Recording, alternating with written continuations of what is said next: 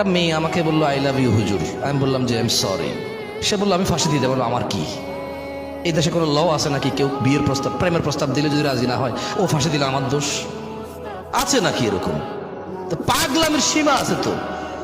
কোন কোন কোন কোন স্কুল কলেজে পড়াশোনা করা ছেলে মেয়েগুলা ভয় পায় ওই ছেলে ব্লেডে হাত কেটে ফেলবে। আরে ওর হাত, ওর ব্লেড, ওর জীবন, ও কাটুক, আমার কি, আমার দোষ কি?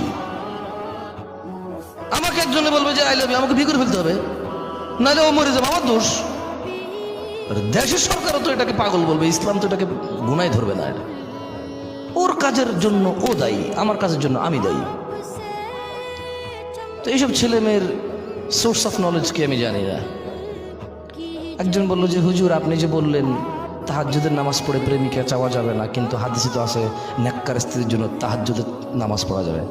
তা দেখছেন কি বাপরে বাপ, কি বড় আলেম।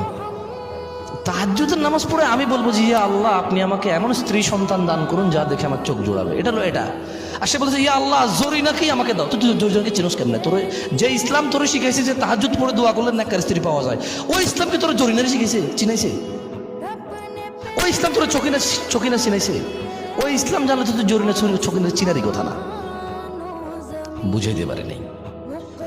ইসলাম আমাকে শিখাইছে যদি আমি তাহাজ্জুদ পড়ি নেককার স্ত্রী পাবো দোয়া করলে।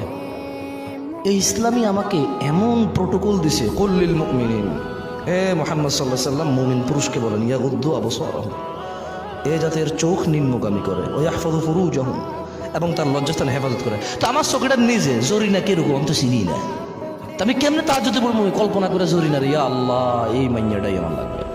তো দুয়ার মধ্যে পার্থক্য আছে না তাইলে? একটা হচ্ছে নেককার স্ত্রী চাইলাম, আর একটা হলো ওরেই চাইলাম। তো ওকে তোরে ইসলামে তো ওরে চিনার সুযোগই দেয় নাই। চিনোস কেমনে তাইলে? ও বেটা চিনোস কেমনে?